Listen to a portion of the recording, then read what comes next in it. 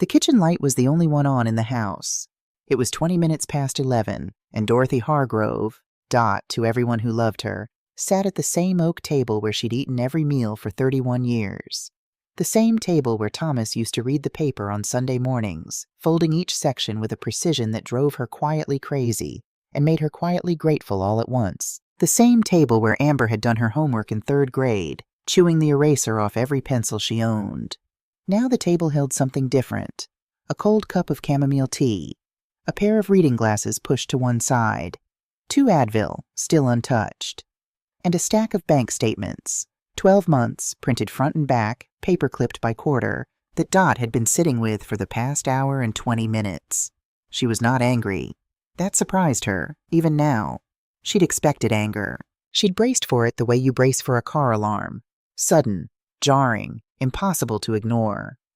But what settled into her chest instead was something quieter, something that felt almost like clarity. She picked up her reading glasses, put them on, and drew a neat red circle around a line item she'd already circled once. August 14th, the Greystone Brasserie, $847.50. She remembered August 14th. Amber had called that morning, voice a little husky the way it got when she was performing tiredness rather than feeling it.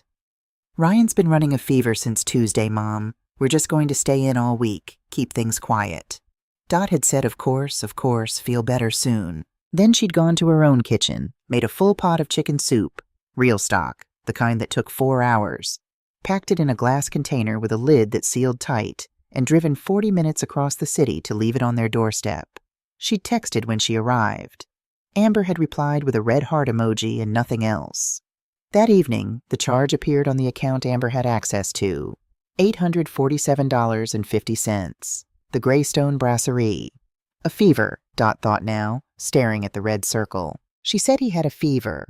She set the pen down and reached for her tea, remembered it was cold and set it back. Outside, a car passed slowly down the quiet street, headlights sweeping briefly across the kitchen wall.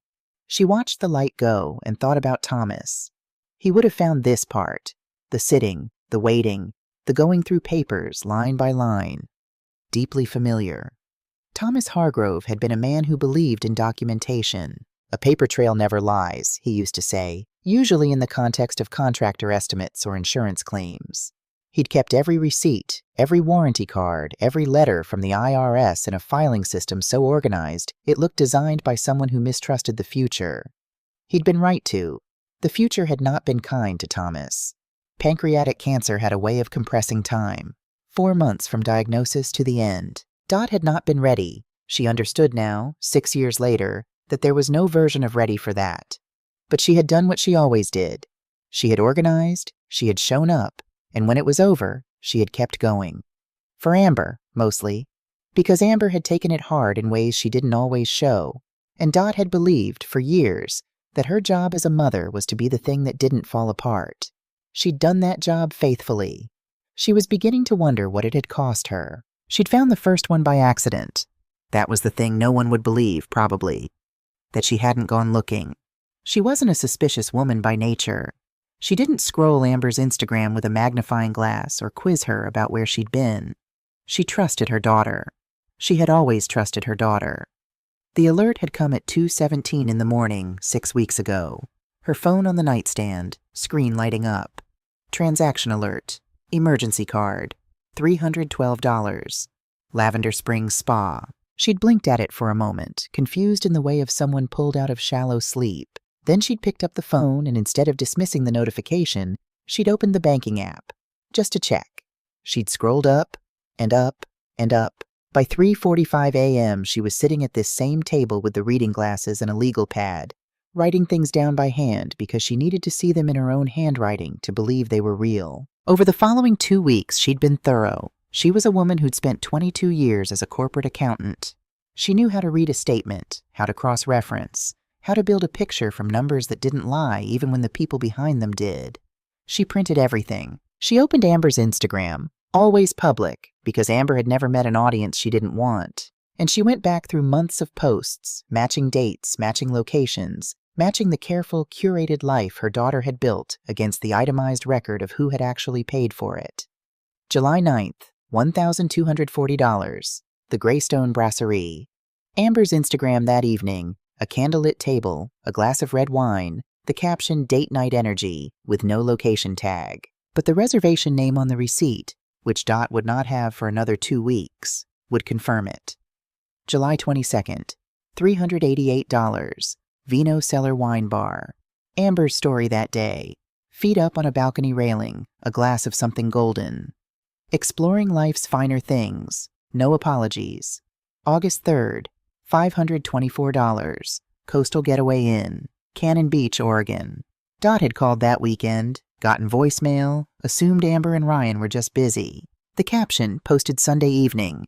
Sometimes you just need the ocean. Grateful for these moments. August 14th, $847.50. The Greystone Brasserie again. Ryan's Fever, the chicken soup, the red heart emoji. August 29th, $291. Lavender Springs Spa. This was the charge that had woken her at 2:17 a.m.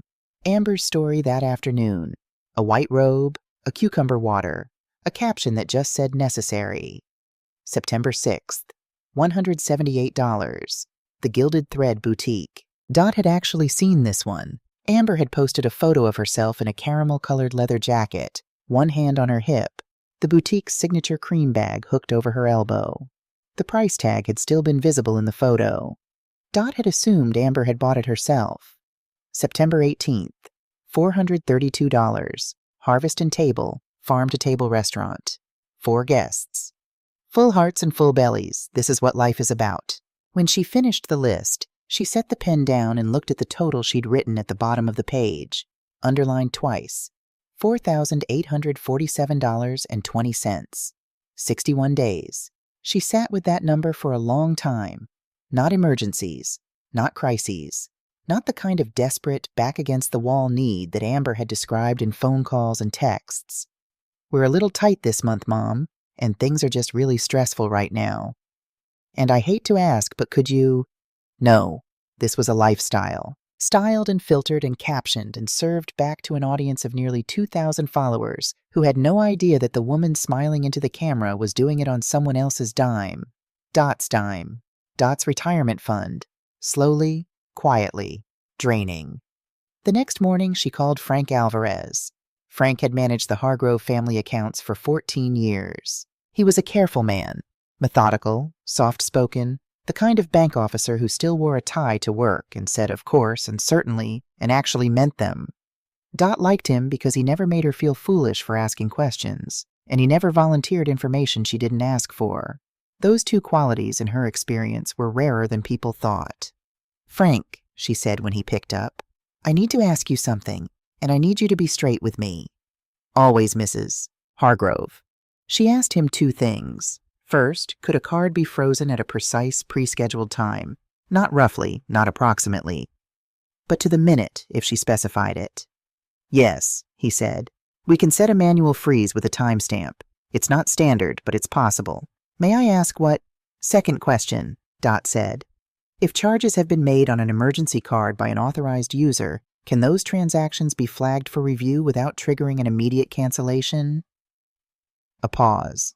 "You'd want them documented before the freeze?" "Yes." Another pause, longer this time. She could hear him thinking, not hesitating, but assembling. "Mrs. Hargrove, are you telling me these charges are unauthorized?" "I'm telling you they're under review," she said. "I want the documentation complete before I make any formal designation." "I see." His voice was careful and kind. "When would you like the freeze to take effect?" "Friday," Dot said. 9:00 p.m., not a second before. She heard him write it down. "Done. I'll note it as a scheduled security hold. Do you want me to?" "That's all for now, Frank. Thank you." She hung up and poured herself more coffee. Her hands were steady. She noticed that and found it strange. Not the steadiness itself, but her awareness of it, as though some part of her had expected to be undone by now and was quietly surprised to find herself still standing. She called the Greystone Brasserie on a Tuesday afternoon. She didn't know exactly what she was looking for. Confirmation, she supposed. Proof that the numbers on the page matched something real and witnessed, something that existed outside of her own kitchen and her own careful handwriting. She asked to speak with someone in guest services. She was transferred twice. The third person who came on the line introduced herself as Nora. "Nora Sutton," the woman said. "I'm one of the senior servers. Is there something I can help you with?" Dot explained, briefly and without drama. She believed her card had been used at the restaurant on several occasions by someone other than herself. She wasn't calling to file a complaint. Not yet. She simply wanted to know if the reservation records and receipts could be made available to the cardholder. There was a pause on Nora's end. Not uncomfortable. Thinking. "Mrs. Hargrove," Nora said, "I want to be straight with you. I've been here 11 years. I know our regulars." Another pause. "Come in before Friday. I'll have something for you." Dot thanked her and hung up. She drove to the Greystone on Thursday morning, ordered a coffee at the bar, and waited. Nora, a woman in her early 50s with a calm face and sensible shoes, slid a plain manila envelope across the bar without ceremony. "All dated," she said quietly. "All itemized. All under your name." Dot opened the envelope just far enough to see the top receipt. Her name, her card. A brasserie she'd never set foot in until today. "Thank you," Dot said. Nora looked at her steadily. "My mother went through something similar," she said. "Different situation. Same feeling." She picked up her tray and walked away without elaborating, and Dot decided she liked her enormously. 3 days before Friday, Amber called. It was the kind of call Dot had learned to recognize. The setup was always the same. A few minutes of normal conversation first, catching up, asking about Dot's garden, mentioning something funny that happened at work. Amber was good at this part. She had always been good at the approach, at making the ask feel like an afterthought, like it had just occurred to her, like she was almost embarrassed to bring it up. "Mom, I hate to do this," she said right on cue. "But Ryan and I are really stretched this month. The tax bill came in higher than we expected, and I was wondering if you could maybe, just this once, help us cover it.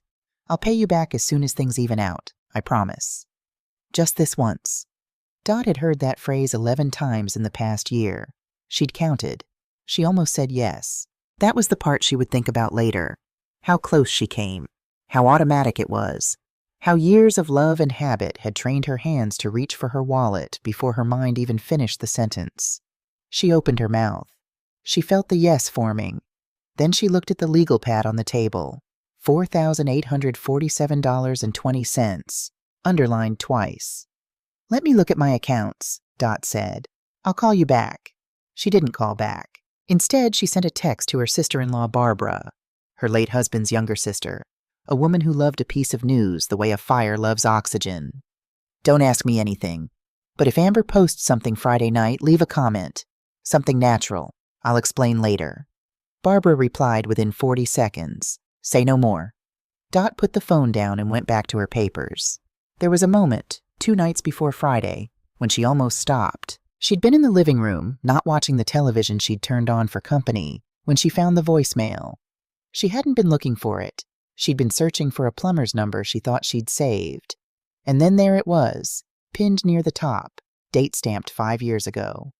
She pressed play before she thought about whether she should. "Mom," Amber's voice, younger sounding than she expected, rough at the edges in a way it never was anymore. I wanted to say thank you again. For everything. For the rent and the groceries and just for showing up. I know it's a lot. I know you've been going through so much with Dad being gone, and I want you to know I see it. I see you. And I promise we'll get back on our feet. I promise." Dot sat very still. She remembered that period precisely. Ryan had been laid off. They'd been 3 months behind on rent, behind on utilities, behind on everything. Amber had looked hollowed out. Dark circles, hair unwashed. That particular kind of exhaustion that comes not just from not sleeping, but from the constant low-grade fear of not knowing how you're going to manage. Dot had paid the landlord directly. She'd stocked their refrigerator.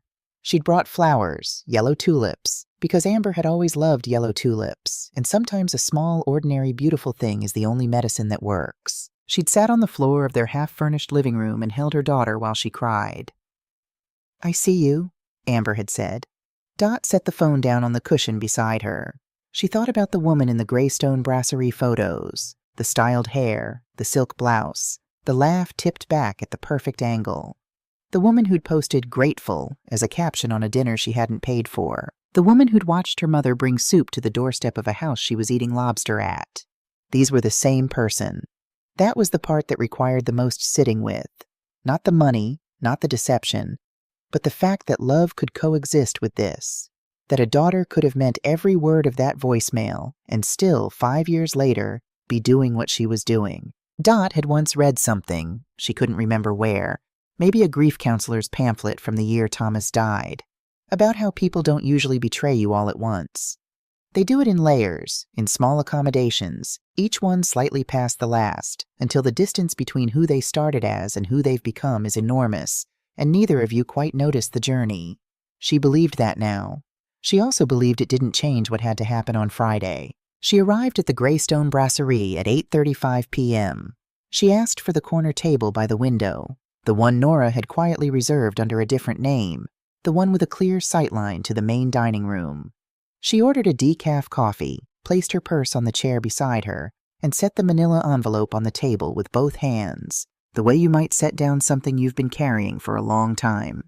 She didn't look toward the center of the room right away. She gave herself 60 seconds, an old trick from her accounting days, when she used to need a moment before walking into a difficult meeting.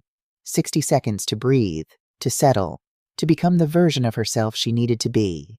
Then she looked. They were at a round table near the fireplace. 4 of them, Amber and Ryan's parents, Grant and Patricia Whitfield. Plus, at the far edge of the table, a young woman Dot recognized after a moment as Cassie, Ryan's younger sister. The table was dressed for celebration. Tall wine stems, the flicker of the votive candles, Patricia's designer bag hooked over the back of her chair like a flag. Amber was laughing. Head tipped back, one hand on Ryan's arm, the laugh that Dot knew was her performance laugh. Fuller than her real one, shaped for an audience. Ryan's father was telling a story. His mother was smiling the particular smile of a woman who has decided that everything around her is slightly below her standards, but she will bear it graciously. Cassie was looking at the menu. Dot watched for a moment. She thought, they look like a photograph. They look like something that was arranged. Then she picked up her coffee cup and settled in to wait. The decaf was bitter. Dot didn't mind. She'd never been the kind of woman who needed her coffee perfect. She'd spent too many years drinking whatever was left in the break room pot at 4 p.m. to be precious about it now. She wrapped both hands around the cup, felt the warmth travel up through her palms, and watched the room the way she used to watch quarterly numbers, patiently, without expression, waiting for the story to show itself.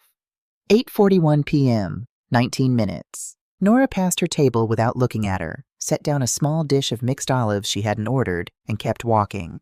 Inside the dish, folded beneath the edge, was a square of paper no bigger than a fortune cookie slip. Manager on duty. Stewart. Witness confirmed. Timestamps logged. Dot slid the paper into her purse without unfolding it further. She ate one olive. She looked back at Amber's table. Ryan was ordering. He had the particular manner of a man who treated waitstaff like furniture. Not cruel exactly, just absent, as though the person taking his order existed only as a function and not a fact. He pointed at the menu without looking up. His mother nodded along with whatever he said as though his choices required her endorsement. Amber was on her phone. Dot recognized the posture immediately. The slight forward tilt of the head. The way Amber's thumb moved in small deliberate strokes, lips pressed together in concentration. She was composing something. A caption, probably. Amber always wrote captions in the moment while the feeling was fresh, as she liked to say. As though the feeling were hers to name. 10 seconds later, Dot's phone lit up on the table. She glanced down. Instagram notification. Amber Hubbell posted a new photo. She tapped it open. It was a video, 7 seconds, smooth and golden in the candlelight. Wine glasses rising toward each other, the soft musical clink, Grant Whitfield's wide laugh caught at the edge of frame. Ryan's hand warm at the small of Amber's back. The caption read, "Perfect evening with family. Grateful for everything. #grateful, #family first, #Greystone Brasserie."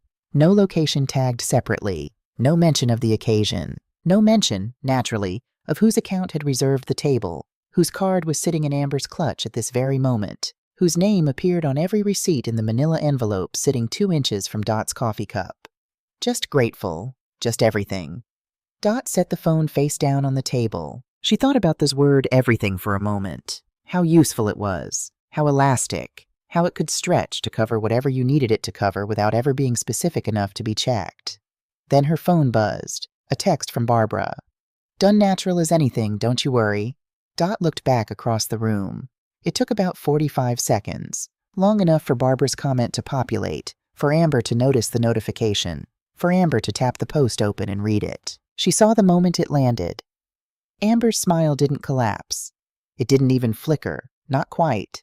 She was too practiced for that. But something shifted in the set of her jaw, a tightening so small it would have been invisible to anyone who hadn't spent 32 years reading that face. She scrolled something with her thumb. Then she glanced up. Not toward Dot. Toward the room in general, a quick instinctive surveillance, the kind of look you give a space when you've suddenly become uncertain whether you're alone in it. She wasn't, but she didn't know that yet. Dot picked up her coffee and took a slow sip. Good, she thought. Let her wonder. 8:52 p.m. The room had filled. The ambient noise had risen to that particular restaurant frequency. The overlap of conversations, the percussion of silverware, the occasional laugh that crested above everything else before settling back down. It was a comfortable sound, a sound that assumed everyone present belonged there, had paid to be there, had earned the warmth of it. Dot's phone was in her hand before she realized she'd picked it up. She'd been reaching for Frank Alvarez's number to double-check the freeze was still scheduled, still precise. But her thumb had moved on its own, the way thumbs do when muscle memory runs deeper than intention, and she found herself looking at the voicemail instead. She didn't mean to play it. She played it. "Mom, I wanted to say thank you again. For everything. For the rent and the groceries and just for showing up. I know it's a lot. I know you've been going through so much with Dad being gone, and I want you to know I see it. I see you. And I promise we'll get back on our feet. I promise." 5 years and 3 months ago, Ryan had been out of work. Their apartment had smelled like takeout containers and anxiety. Amber had answered the door in a sweatshirt 2 sizes too big, her eyes doing that thing where she was trying very hard not to cry in front of her mother and not quite succeeding. Dot had paid 3 months of rent directly to the landlord. She'd carried groceries up 2 flights of stairs.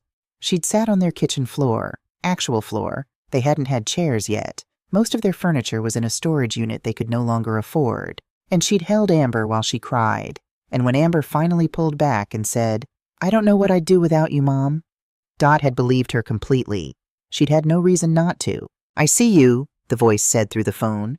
And Dot looked up from the screen and across the candlelit room to where her daughter was now posing for a second video, tilting her wine glass just so, laughing at something Ryan's father said. Every gesture easy and comfortable and utterly at home in a life that cost $4,847.20 more than she could afford.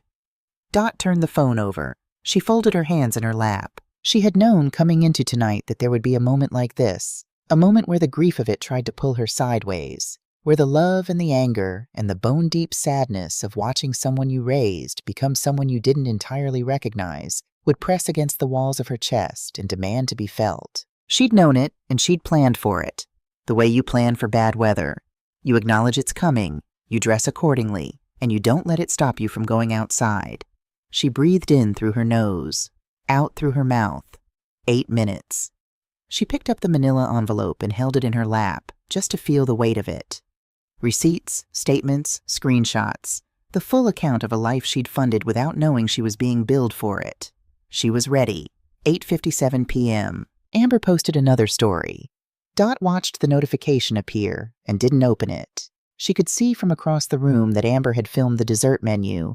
She held the phone up, turned it toward the table, laughed at something Ryan said while the camera was still rolling.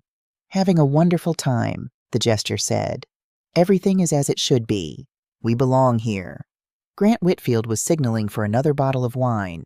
Patricia was touching the ends of her hair in the particular way she had of checking that everything was still in place. Ryan leaned back in his chair with the loose-limbed ease of a man who felt no occasion required him to be anything other than comfortable.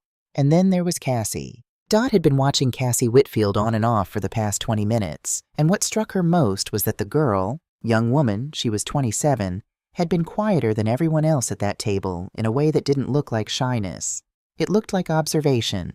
She ate without making a show of it. She refilled her own water glass. She watched her brother the way you watch someone when you've decided you're done pretending not to see what you see. Dot recognized that look. She'd been wearing it herself for 3 weeks. Her phone buzzed. A text from Amber. "Mom, you coming?" Dot stared at the words for a moment. She wasn't sure if Amber knew she was here. She didn't think so. If Amber had spotted her, the reaction would have been immediate, instinctive. The performance recalibrating in real time. No, this was something else. This was Amber texting her mother from a dinner she hadn't invited her to, funded by a card she hadn't asked permission to use, sending a breezy little emoji as though the whole thing were an open celebration Dot had simply declined to attend. "You coming?" As though there was a seat at the table, as though the invitation had always been there. Dot set the phone down without responding. 30 seconds later, another notification. Amber had posted a photo of the chocolate dessert, dark and architectural, dusted with edible flowers. Just perfect. She doesn't know I'm here, Dot confirmed to herself. She's performing. She's still performing. Good. Let her finish the act. 9 p.m. The waiter, young, professional, a practiced smile, appeared at their table with the folio at 9:01. He set it down with a small, courteous nod. Dot watched. Amber reached for it without hesitation. No consultation, no should we split this, no glance toward Ryan or his parents. The gesture was muscle memory. Reach, open, insert card, close. She didn't look at the card when she pulled it from her clutch. She didn't need to. She'd done this before. The card was gold-edged and slightly worn at the corners. Even from this distance, in this light, Dot recognized it. Her own name printed on the front, rubbed soft from use. Ryan caught his father's eye and gave the small nod of a man presenting a check he intends to be admired for paying. Grant Whitfield smiled. Patricia Whitfield smoothed her napkin. Cassie Whitfield watched her water glass. The waiter took the folio and stepped away. Dot counted her own heartbeats. They were slow, steady. The body of a woman who has been waiting long enough that the waiting has become a kind of calm. The waiter returned to their table. He leaned down, quiet and professional, folio held at his side. He said something Dot couldn't hear. Amber blinked. She looked up at the waiter with the expression of someone who has been handed a wrong order, mildly confused, certain it will be sorted in a moment. "Run it again," Dot could see her say from the shape of her lips, the smile still in place, barely. The waiter nodded and stepped away again. Across the room, Dot set her coffee cup down. Patricia Whitfield was adjusting her scarf. Grant was checking his watch. Ryan had his arm along the back of Amber's chair, still comfortable, still certain. The waiter returned. His face was professionally neutral, which was its own kind of answer. He leaned in again. This time, whatever he said carried just far enough. The woman in pearls at the adjacent table. Dot had noticed her earlier, silver-haired, straight-backed, the kind of woman who absorbed everything quietly, tilted her chin a fraction. "I'm so sorry, ma'am. The card has been declined."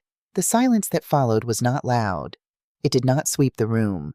It was a table-sized silence, contained and precise, but it was the kind of silence that changes the air pressure in a small radius. Amber's smile held for approximately 2 seconds past the point it should have. Then it flickered. She laughed. A short, dismissive sound, one hand coming up slightly. "Oh, that's strange. It must be a network thing. Can you try once more?" Her voice was smooth, practiced. The voice of a woman who had used this particular explanation before and found it worked. Ryan leaned in, said something low. Amber shook her head, barely, "I don't know, just try again." The waiter apologized and stepped away a second time. Dot picked up the manila envelope. She did not hurry. Grant Whitfield's expression had shifted from comfortable to watchful. Patricia had stopped adjusting her scarf. Ryan sat forward now, elbows on the table, the loose ease gone. He was doing math. Dot could see it in the way his eyes had gone interior, calculating. Cassie had put down her dessert fork. The waiter returned. "I'm very sorry. The card is showing declined again." Amber opened her clutch, searched it. The search was not for another card. She didn't have another card. Dot knew that. had known it before she ever made the phone call to Frank. The search was for a story, a version of events she could hand across the table while the waiter waited politely and Ryan's parents sat in the particular stillness of people who have realized that something they thought was handled is not, in fact, handled. "It's fraud protection," Amber said, louder now. "It flags unfamiliar locations sometimes. I'll call the bank in the morning and get it reversed. It's really not a—" "Amber!" Her head turned. Her eyes found Dot's face, and for a moment, just a moment, Dot watched 32 years of her daughter's life flash across her expression. The little girl, the teenager, the woman on the floor of the apartment with the sweatshirt and the dark circles, the woman across the candlelit table in the silk blouse. Dot walked across the dining room. She didn't rush. She didn't look at Ryan or his parents. She kept her eyes on her daughter's face because this moment belonged to the two of them first, before it belonged to anyone else. She reached the table. She set the manila envelope down on the white linen, gently, squarely, lined up with the edge of Amber's plate like a place setting that had been there all along. She tapped it once. "Read it," she said quietly. "All of it." Amber opened the envelope with fingers that were not quite steady. She pulled the first page free, the summary sheet, the one Dot had typed herself in plain black font. No drama, no bold text. Non-authorized charges. $4,847.20. 61 days. Emergency card revoked. Transactions under review. Documentation on file. She pulled out the second page. The itemized list, date by date. Her eyes moved down it, and Dot watched the color shift in her face. Not guilt yet, not fully, but the particular pallor of someone watching a story they've been telling themselves get replaced by a different one. Ryan leaned over to read. Dot watched his eyes. She had been waiting for this part. She reached into the envelope and removed the last page, the one she hadn't given Nora to copy, the one she'd kept separate, handled differently, treated with the care you give to something that will change the shape of an entire room. She set it on the table in front of Amber. Not in front of Ryan, in front of Amber. "August 14th, Dot said, her voice even and quiet as a closed door. "You told me Ryan had a fever. You said you were staying home all week." Amber looked up. "We were. This is the Greystones reservation log for that evening." Dot pointed to the top of the page. "Table for two. R. Whitfield +1. The charge went through at 8:22 p.m. $847.50. She paused, giving the room time to absorb it. "You weren't there, Amber. I cross-referenced your stories. You were home. You posted a home workout at 7:45 that evening." Dot's finger moved down the page to the itemized receipt. 2 steaks, a bottle of Pinot Noir, 2 cognacs. She looked at Ryan. Ryan Whitfield was very still. "This wasn't a date night," Dot said. "This was my son-in-law taking someone else to dinner with my card while my daughter was home and my chicken soup was on their doorstep." The table went silent in a way that was different from before. Before, the silence had been about embarrassment. This silence was about reckoning. Amber turned to look at Ryan. She didn't say anything. She didn't need to. The question was in every line of her face. Ryan opened his mouth. It was a work dinner. A client thing. I didn't think—" "You used my card," Dot said, "for a dinner I wasn't told about, with a person who isn't named in this reservation, while your wife was home alone." She kept her voice low. She kept it even. "That's what this page says. Those are the facts." Patricia Whitfield set her wine glass down. Grant Whitfield looked at his son with an expression Dot had not expected. Not anger, but something heavier. Recognition, maybe. The look of a father who has seen this shape before. Cassie Whitfield stood up. She didn't raise her voice. She didn't need to. "Ryan?" He turned. Everyone turned. Cassie was standing behind her chair, one hand resting on the back of it, her face composed in the way of someone who has been waiting to say something for long enough that the waiting itself has become a form of preparation. "I've been quiet about this for too long," she said.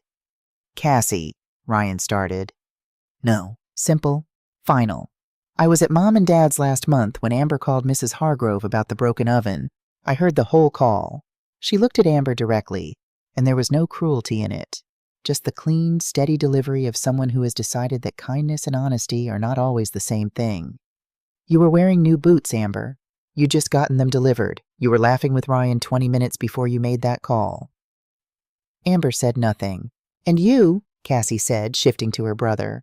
You told me August 14th was a late night at the office. You specifically told me that.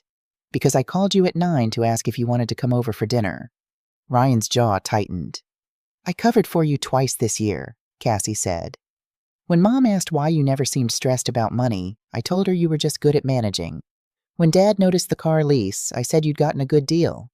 She shook her head slowly. I'm not doing it again. Not tonight. Not ever again. The table was absolutely still. Patricia Whitfield looked at her son with an expression that had passed through surprise and arrived somewhere much colder. Grant reached into his jacket pocket and removed his wallet without speaking. Ryan looked at Amber.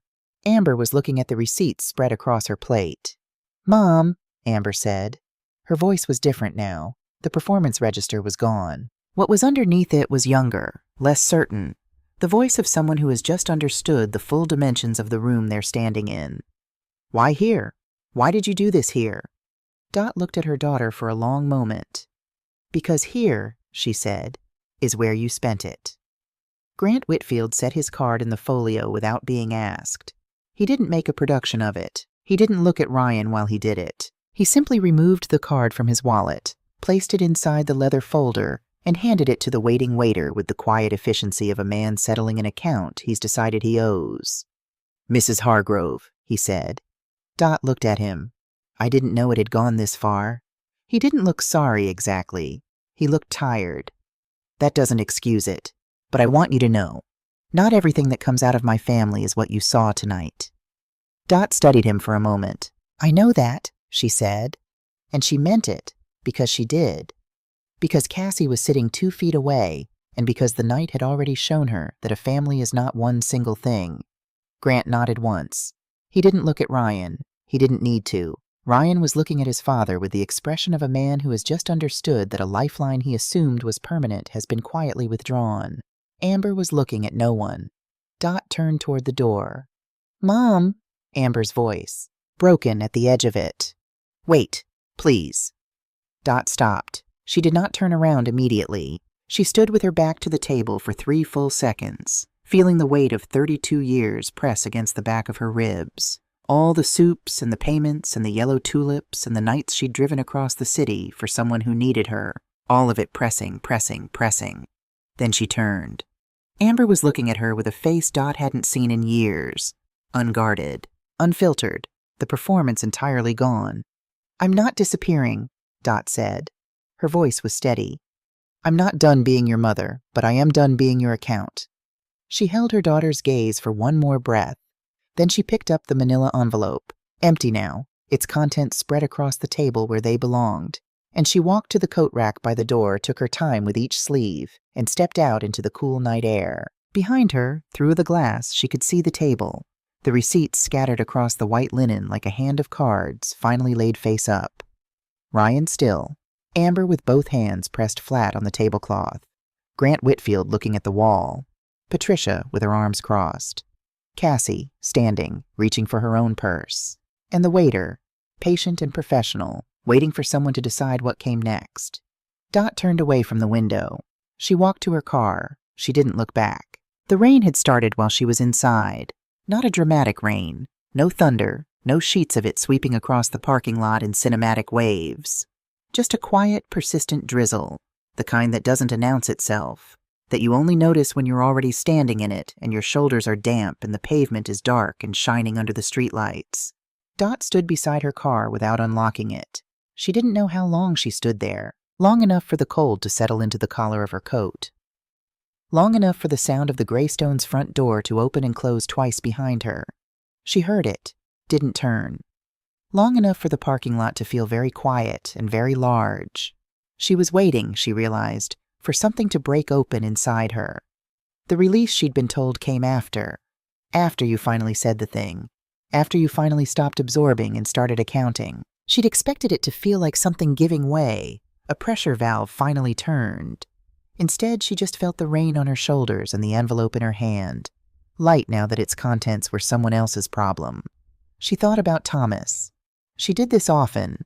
Not obsessively, not with the particular ache of early grief, but the way you think about someone who has become part of the furniture of your inner life. A reflex, a reference point. What would Thomas make of this? Thomas Hargrove had not been a dramatic man. He'd been precise, patient, quietly principled in a way that didn't announce itself and didn't need to. When something was wrong, he didn't yell about it. He fixed it. When someone mistreated him, he didn't rage. He simply reorganized his life so that person had less access to it. He'd had a phrase for it, something his own father had told him. You don't have to make a speech. You just have to change the arrangement. She'd changed the arrangement. She unlocked the car, sat down, closed the door. She put both hands on the steering wheel and looked at the windshield, the rain making slow rivers down the glass, the restaurant lights blurring soft and amber through it. She could just see the edge of their table through the window. Or maybe she was imagining it. Maybe she was just seeing light. She sat there for a while, engine off. Then she started the car, turned on the wipers, and drove home. She slept better than she had in 6 weeks. She didn't know why that surprised her. She'd expected to lie awake, replaying it, editing it the way you edit things in the quiet of 3 a.m. when the architecture of the day looks different and every choice looks questionable. She'd expected doubt, or grief, or the sick rolling anxiety of wondering whether she'd handled it correctly. Instead, she was asleep by 11 and awake at 7, and the first thing she felt when she opened her eyes was something she needed a moment to identify. It was the absence of dread. She'd grown so used to it, the low-grade background dread of checking the account, of wondering what the next call would cost her, of performing cheerfulness in conversations where she was already calculating, that she hadn't fully noticed it was there until it wasn't. Like tinnitus, she supposed. You only hear the ringing when it stops. She made coffee. She stood at the kitchen window in Thomas's spot, the place where he'd stood every morning with his paper, where the morning light came in at that particular angle that made the garden look better than it was, and she watched the rain-wet yard and drank her coffee and didn't check the bank account. For the first time in a very long time, she didn't check the bank account first thing. Sunday morning, she called Frank Alvarez at 9 o'clock. He picked up on the second ring, which told her he'd been expecting her call. "Mrs. Hargrove, how are you?" "I'm fine, Frank, thank you." She set her coffee cup down and opened the notepad on the counter. "I need to make some changes." They went through it methodically, the way she liked, line by line, no rushing, confirming each item before moving to the next. Amber removed from his emergency card account, which would be closed and not replaced. Amber removed from the secondary utility account Dot had added her to 3 years ago, just in case. Amber's access revoked from the rainy day certificate of deposit Dot had opened in both their names after Thomas died, thinking it was a comfort, a safety net, something they shared. It had been shared, just not the way Dot had intended. "The documentation from Friday," she said. "I'd like a complete package, dates, amounts, everything flagged as pending review, for my lawyer." "Already pulled," Frank said. "I can have it to you by Tuesday." "Thank you." She paused. "2 more things. The Gilded Thread Boutique and Lavender Springs Spa. The charges from August and September. I want to notify them that those transactions are in dispute and may not hold. As a courtesy." Frank was quiet for a moment. "That would shift the collection burden to the cardholder." "I know." Another pause. "I'll make those calls this afternoon." "I appreciate it, Frank." "Mrs. Hargrove." He hesitated, which was unusual for him. "I've been doing this work for 20 years. I want you to know, what you did Friday was the most organized thing I've ever been asked to help facilitate. A beat." Thomas would have approved. Dot looked at the garden through the window. The lavender bed. The empty place where the lavender used to be. Just dirt now, patient and waiting. He would have drawn up a spreadsheet, she said. Frank laughed. It was a good sound. "Tuesday," she confirmed, and hung up. Sunday afternoon was quiet. Barbara called at 2, breathless and electric with the need to know everything, and Dot told her a measured version, enough to satisfy, not enough to fuel. Barbara had the good grace to be outraged on Dot's behalf without being theatrical about it, which was all Dot had ever asked of her. "And Amber?" Barbara asked finally. "Have you heard from her?" "No," Dot said. "Do you expect to?" Dot thought about it honestly. "Eventually," she said, "when she's ready to have the real conversation instead of the one she's rehearsed." "And Ryan?" "That," Dot said, "is Amber's problem now, not mine." Barbara was quiet for a moment, which for Barbara was a significant act of restraint. "Are you all right, Dot?" "Really?" Dot looked around her kitchen, the afternoon light on the oak table, Thomas's coffee mug on the shelf where she still kept it, handle facing out, the legal pad with its columns of numbers, filed now in the folder with everything else, no longer needed on the counter. "Yes," she said, and meant it, which surprised her slightly, and then didn't. Monday morning. Force of habit, she opened Instagram with her coffee. Amber's account, at AmberHW, 1,847 followers, 312 posts, the entire curated archive of the life she'd built and filtered and captioned, was gone. Not gone. Dot tapped the profile twice to be sure, then searched the username directly. The account existed, but it had been set to private, and every post had been deleted. The grid was empty. The stories were blank. The little highlight circles, travel, us, food, home, had vanished. Dot stared at the empty profile for a moment. Then she put the phone down, went to the filing cabinet in the second bedroom, Thomas's old office, still smelling faintly of the cedar drawer liners he'd always used, and she opened the bottom drawer. Inside, a plastic sleeve, neatly labeled in her own handwriting. Instagram, screenshots, printed copies, dates matched, 41 pages. Every relevant post captured 3 weeks ago, cross-referenced and organized before any of this happened. Amber had deleted the evidence. The evidence was already in a lawyer's filing cabinet.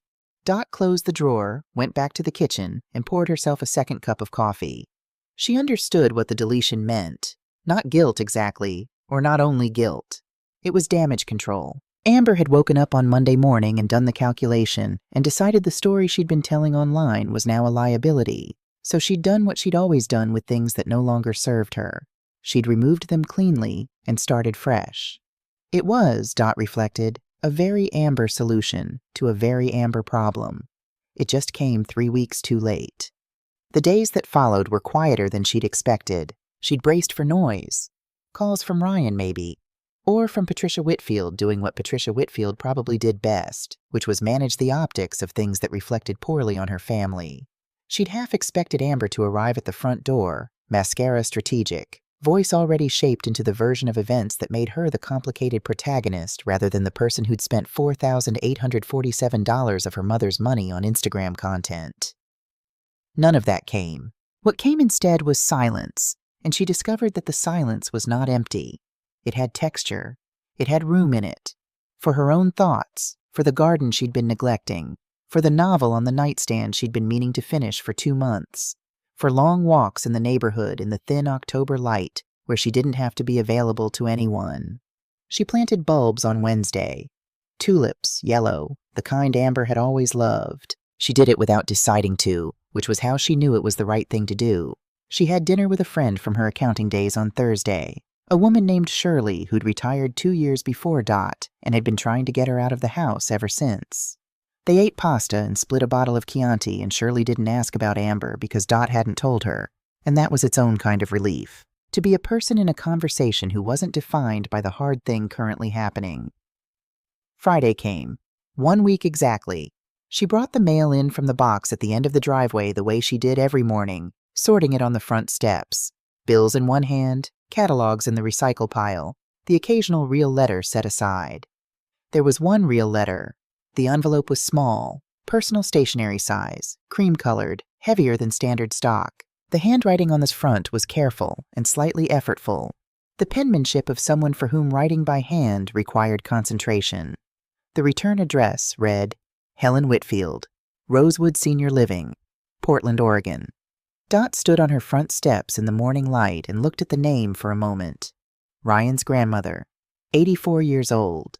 They had met exactly once at Amber and Ryan's wedding 7 years ago. Helen had been sharp and dry-humored and had pulled Dot aside during cocktail hour to say, with the directness of someone who had outlived the need for social cushioning, "Your daughter seems like a handful, but so is Ryan's mother, and she turned out all right. Mostly." Dot had liked her immediately and never seen her again. She opened the envelope carefully. Inside a card, small and plain, all and pressed between the card and a second piece of stiff paper, preserved with the deliberate care of someone who had been doing this for decades. A single sprig of lavender, dried, Its color faded from purple to a soft, dusty gray. Its smell still present, still faintly, undeniably there. She opened the card. Dorothy, Cassie told me what happened. She tells me most things. She always has, even when she probably shouldn't. I think she knew I could bear it. I want to say I'm sorry, not on behalf of Ryan, because that isn't mine to give and wouldn't mean anything if I tried. But I am sorry that it came to this. I am sorry that a woman who gave the way you gave was put in the position of having to take it back. We raised Ryan softer than we should have. That's the truth, and I'm old enough to say it plainly. Grant knows it too, even if he won't say so in those words. You can love a child completely and still fail to prepare them for the cost of things. We did that. The bill for it isn't yours to pay. I don't send money because I know that isn't what this is about. And I don't send apologies because I think you've had enough words that didn't mean anything. I send you this instead. From my garden. I've been growing lavender for 40 years. My husband planted the first of it the spring we moved in, and I've kept it going ever since, long past the point where anyone would have blamed me for letting it go. Some things are worth keeping, even when the keeping is hard. You struck me at that wedding as a woman who understood that. I think I was right. With genuine respect, Helen W. Dot read the letter twice, standing on the front steps. Then she sat down. Right there, on the top step, the way she used to sit when Amber was small and they'd eat popsicles outside in summer and watch the neighbors' kids ride bikes up and down the street. She sat down and held the sprig of lavender between her fingers, its papery dryness, its impossible persistence. She had not cried on Friday night. She had not cried through the account calls, or the silence, or the Instagram disappearance, or the long, quiet evenings that followed. She had held it all with the steadiness she'd been holding things with for 6 years, since the 4 months that took Thomas. The steadiness she'd developed because someone had to be steady, and it had always, always been her. She cried now. Not loud, not the kind of crying that requires anything from anyone, just the quiet, private release of a woman sitting on her own front steps in the morning light, holding a piece of someone else's garden, feeling seen by a stranger who had bothered to press a flower and put it in an envelope and send it across the city to say, I know what it costs to keep something alive. I see what you've done. She thought about Thomas and his lavender. He'd planted it the second year they lived here, along the south-facing side of the house where the soil was driest. It had come back every year, reliably, without much fuss, the way Thomas himself had been reliable without much fuss. After he died, she'd pulled it up, not in anger, in pain, because she'd walk past it and smell it, and her knees would go soft, and she hadn't been ready for that every single morning. So she'd pulled it up and left the bed empty and told herself she'd replant something else eventually. She never had. She looked at Helen Whitfield's lavender in her hand. She looked at the empty bed along the south side of the house. She sat with that for a while, the October sun coming sideways through the maple, the neighborhood waking up around her, a dog barking somewhere on the next block. Then she went inside, found a small glass, a juice glass, the kind with the blue rim that had been in the cabinet since before Amber was born, filled it with water, and put the lavender sprig in it on the kitchen windowsill, where the morning light could reach it. 10 days after the Greystone, Amber called. Dot was in the garden when her phone rang. She'd been out there most of the morning, doing the kind of purposeless autumn tidying that was mostly an excuse to be outside with her hands in the dirt. She pulled off one gardening glove and answered. Mom. Amber. A long pause. Dot didn't fill it. I've been trying to figure out what to say, Amber started. Her voice was careful, which was different from practiced. Careful meant she was actually thinking rather than performing. I've had 10 days and I don't have a speech. Good, Dot said. I don't want a speech. Another pause. I want to ask you something, Amber said. And I need you to tell me the truth. Did you, when you were sitting there watching us before 9 o'clock, were you angry? Were you angry at me? Dot considered the question honestly. She'd been asked worse questions and answered them less carefully. No, she said finally. I wasn't angry. I was grieving. Silence. There's a difference, Dot continued. Angry means I think you're a bad person. Grieving means I know you're not, and I'm sad about the distance between who you are and what you've been doing. She heard Amber exhale, a long, unsteady sound. I don't have an explanation that's good enough, Amber said. I know that, Ryan and I have been talking. We're going to see someone, a counselor. A pause. That wasn't my idea. It was Patricia's. I know, Dot said. You know? Cassie told me. Dot pulled a spent stem from the garden bed beside her. I'm glad. Mom, I need you to know. The card. I knew it wasn't right. I knew every time. Her voice cracked slightly. I don't know why that didn't stop me. That's the part I'm trying to understand. Dot sat with that. It was the most honest thing Amber had said to her in years, maybe longer. That's the work, Dot said. That's what the counselor is for.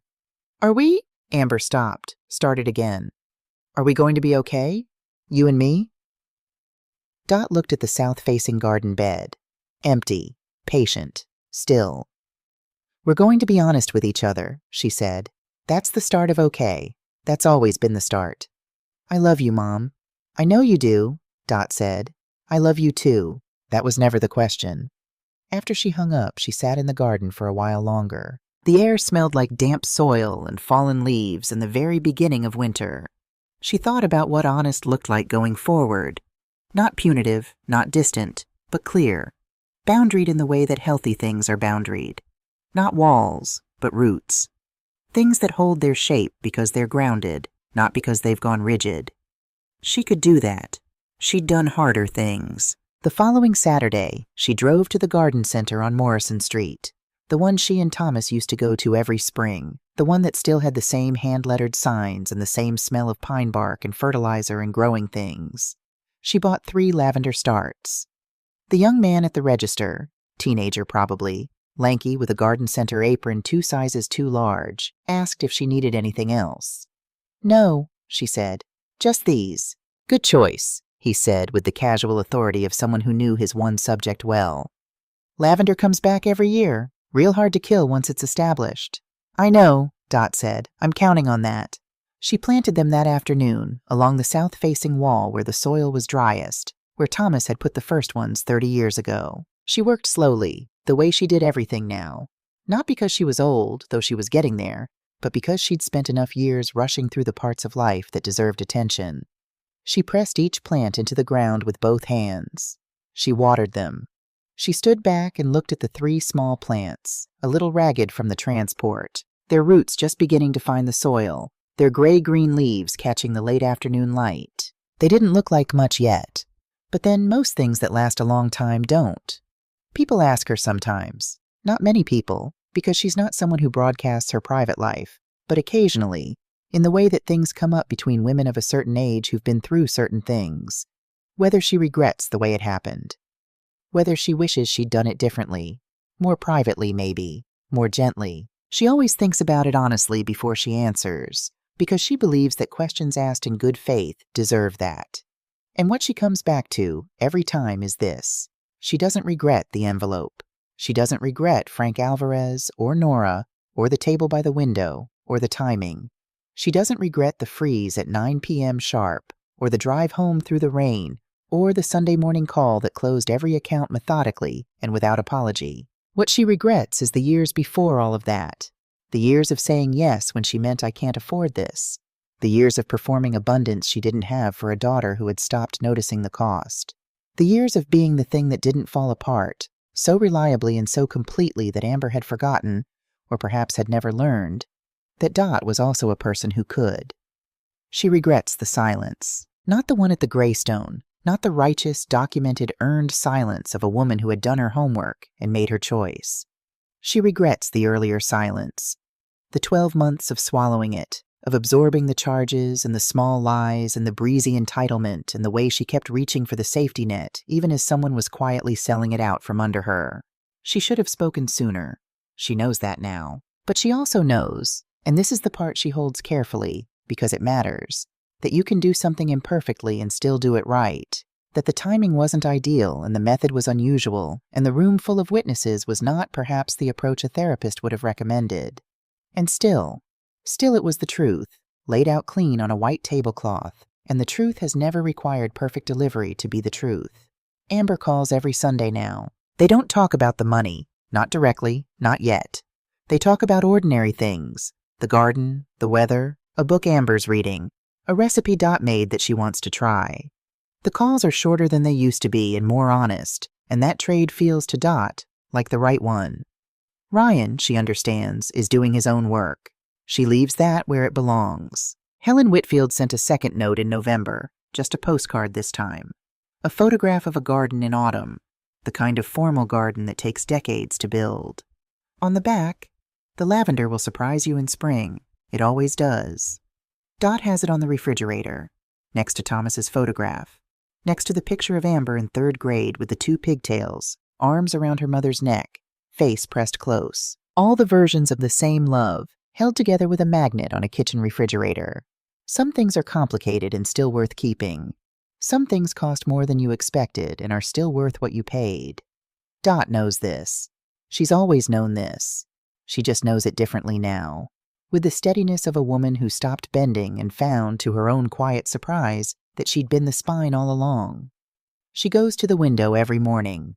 She stands in Thomas's spot. She drinks her coffee. She watches the lavender grow.